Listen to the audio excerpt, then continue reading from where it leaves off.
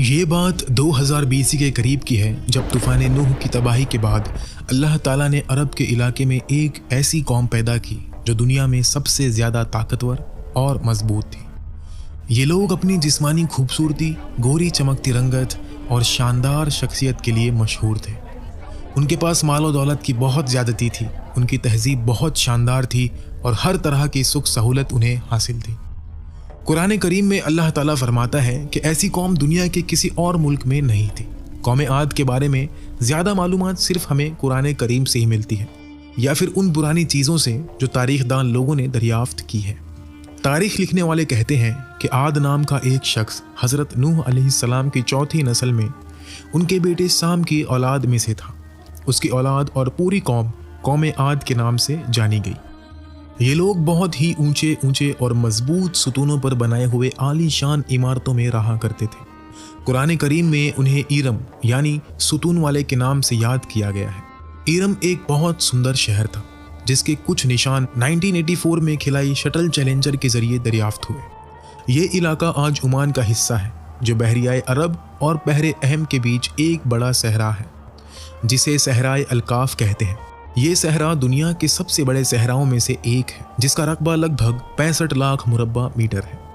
इसमें सफ़ेद और नरम रेत के ऊंचे ऊंचे टीले हैं जहां कोई चीज़ दफन हो जाए अगर तो मिनट में गायब हो जाती है।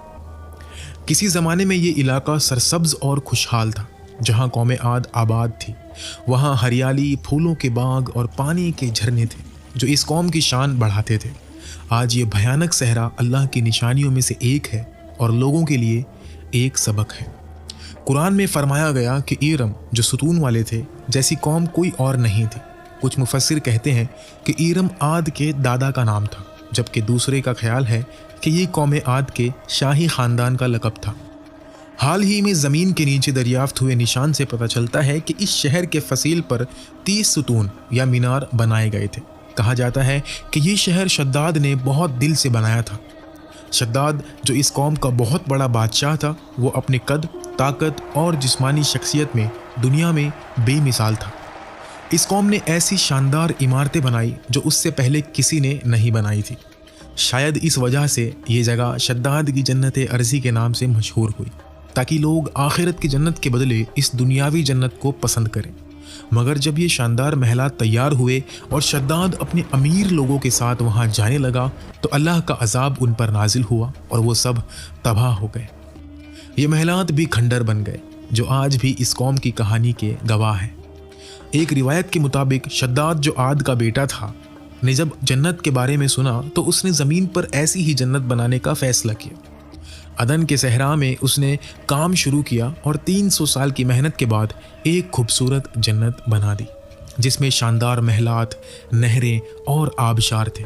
शद्दाद की उम्र 900 साल के करीब थी जब उसने अपनी कौम को इस जन्नत के दीदार की दावत दी। जब वो अपने लोगों के साथ शहर ईरम के दरवाजे के पास पहुंचा तो अल्लाह का अजाब आया और वो सब ज़मीन में दफन हो गए। तूफान नूह के बाद कौम आद पहली कौम थी जो बुतों की पूजा करने लगी। अल्लामा जलालुद्दीन सुयूती लिखते हैं कि ये कौम बहुत ताकतवर और बहादुर थी लेकिन बुत परस्ती में थी। उनके बुतों का नाम मुख्तलिफ कुतुब में सदा, समूद और हीरा बताया गया है, लेकिन तारीखदान का ख्याल है कि ये वही 5 पत्थर के बुत थे जो कौम नूह पूजती थी, यानी सवा, यूस, याक और नसर।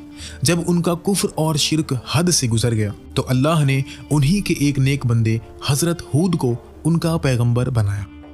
हज़रत हूद अलैहिस्सलाम एक खूबसूरत और शानदार शख्सियत के मालिक थे। उन्होंने अपनी कौम से कहा, भाइयों, सिर्फ एक अल्लाह की इबादत करो, उसके सिवा कोई माबूद नहीं। लेकिन कौम के सरदारों ने कहा, तुम हमें बेवकूफ़ लगते हो और हमारी नज़र में झूठे हो।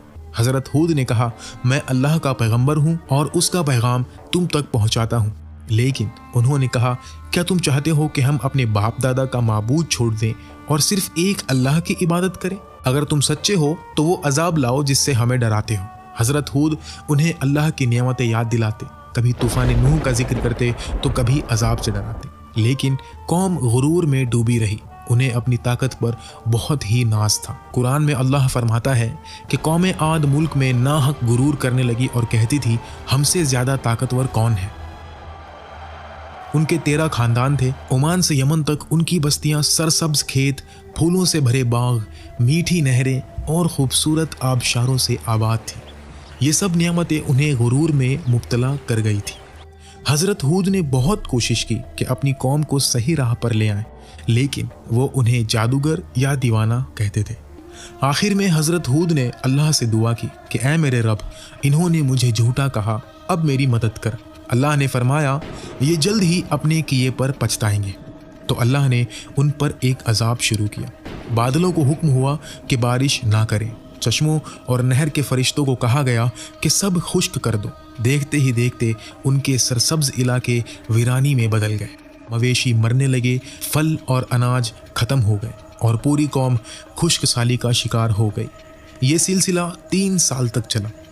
हज़रत हूद अपनी कौम को नसीहत करते रहे, कहते, ऐ मेरी कौम, अल्लाह से माफ़ी मांगो और तौबा करो, वो तुम पर बारिश बरसाएगा और तुम्हारी ताकत में इजाफा करेगा। लेकिन वो कहते, हूद, तुम कोई सबूत नहीं लाए, हम ना अपना माबूद छोड़ेंगे और ना तुम पर यकीन करेंगे। हमें लगता है कि किसी माबूद ने तुम्हें दीवाना कर दिया है।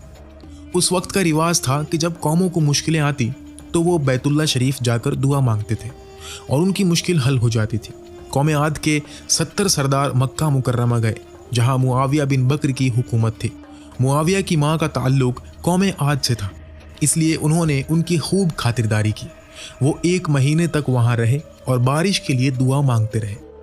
उनका सरदार कैल इब्ने अंबर था। अल्लाह ने 3 रंगों के बादल भेजे, सफ़ेद, सुर्ख और सियाह। आसमान से आवाज़ आई, इनमें से एक चुन लो। कैल ने सियाह बादल चुना क्योंकि वो ज़्यादा बारिश वाला था, लेकिन आवाज़ आई, तूने तबाही चुन ली। तो फिर अल्लाह ने सियाह बादलों को कौम आद की तरफ भेजा। उन्होंने बादल देखकर खुशियाँ मनाई और कहा, ये बादल हम पर बारिश बरसाएगा।